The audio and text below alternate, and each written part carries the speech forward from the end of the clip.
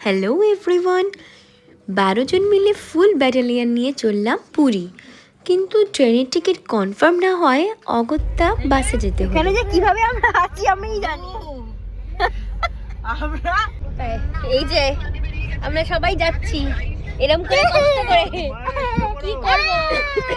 এই সময় ট্রেনের টিকিট পাওয়া আর আকাশের চাঁদ পাওয়া একই ব্যাপার, বাট আমাদের তো যেতেই হবে। এইভাবেই বাসে উঠে পৌঁছে গেলাম ভুবনেশ্বর। ওখান থেকে আবার নেক্সট বাস পুরী। জীবনে প্রথম এতটা লং ডিস্টেন্সে বাসে ট্রাভেল করলাম। ব্যাস চলে আসলাম পুরী। এবার আমাদের হোটেলে যাওয়ার পালা। ঠান্ডায় তো অবস্থা পুরো খারাপ। সকাল 7:30টার সময় কি অবস্থা হতে পারে ভাবো তো একবার। পুরো চারিদিকে কুয়াশা, কিচ্ছু দেখা যাচ্ছে না। এসে গেলাম হোটেলে, সানসিটি হোটেল। হোটেলে চেক ইন করেই বেরিয়ে পড়লাম সমুদ্রের উদ্দেশ্যে, একদম চা খেতে আর গরম গরম ম্যাগি খেতে। আমরা একটা বড় রুম নিয়েছিলাম আর দুটো ছোট রুম নিয়েছিলাম। বড় রুম নিয়েছি যাতে সবাই মিলে আড্ডা দিতে পারি।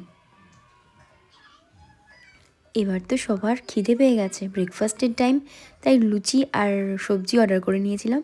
কিন্তু সবজির নামে তো পুরো টেলে ঝোল দিয়েছে, একদমই ভালো খেতে ছিল না এটা। তারপরে ফ্রেশ হয়ে গিয়ে একদম সমুদ্রে চলে গেল। দেখা হয়ে গেছে যারা ডুমুরের ফুল,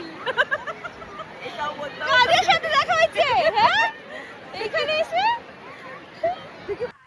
এবার বিকেলবেলা স্বর্গদ্বারে যাব বলে সবাই রেডি হয়ে গেছি। আর একজনকে দেখো শুধু লটি চকোপাই খেয়ে যাচ্ছে। আর আমার বরকে তো ক্যামেরা দেখলে কোনো কিছু পোজ দেবে না, শুধু চুল ঠিক করবে, যেন ওটা আয়না।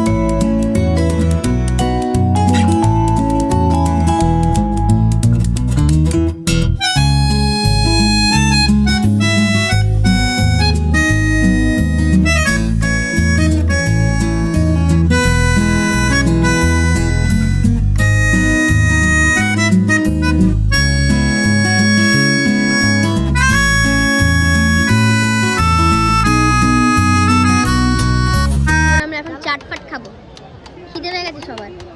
আপনি কি খাবেন দিদি? কি খাবেন? ঘুগনি খাবেন? আর আপনি কি খাবেন? মোমো? এখানে মোমো বিক্রি করছে? কোথায়? আমিও খাবো। আপনি কি খাবেন? কি খাবেন মা?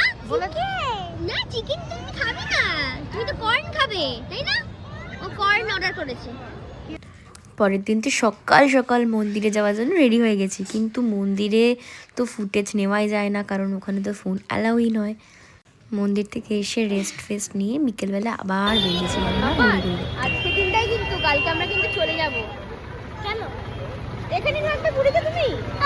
ভালো লাগে? আচ্ছা ঠিক আছে। পরের দিন আমরা সবাই মিলে গেলাম কোনারক।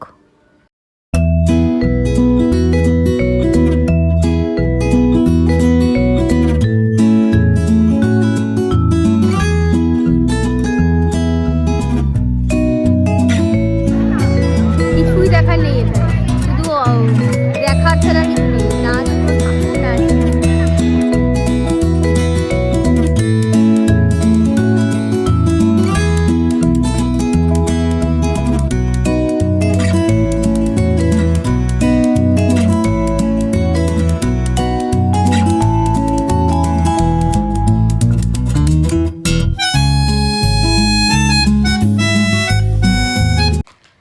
ঘুরতে ঘুরতে বাড়ি ফেরার সময় হয়ে গেছে। এখন সবাই আমরা রিসেপশনে ওয়েট করছি কখন আমাদের গাড়ি আসবে, আমরা স্টেশনে যাব। এই করতে করতে গাড়ি আসলো, গাড়ি ছেড়েও দিল। আবার ঘুম থেকে উঠে আমরা হাওড়া স্টেশনে পৌঁছেও গেলাম। চলে এসেছি আমাদের নিজের শহর, নিজের জায়গা, নিজের মাটিতে। জার্নি করে বিধ্বস্ত হয়ে এখন আমরা বাপের বাড়ি যাচ্ছি, মানে হিম মোটরে। আর একজনকে দেখো, ও একাই লাগেজ টানবে, এত ভারী লাগেজটা ও একাই টানবে, টানছেও বটে। জগন্নাথ দেবের কৃপায় আমরা সবাই মিলে ভালোভাবে ঘুরে আসতে পেরেছি, এটাই আমাদের কাছে অনেক বড় ব্যাপার। আমার ভিডিওটা যদি ভালো লেগে থাকে একটা লাইক করে দিও। বাই।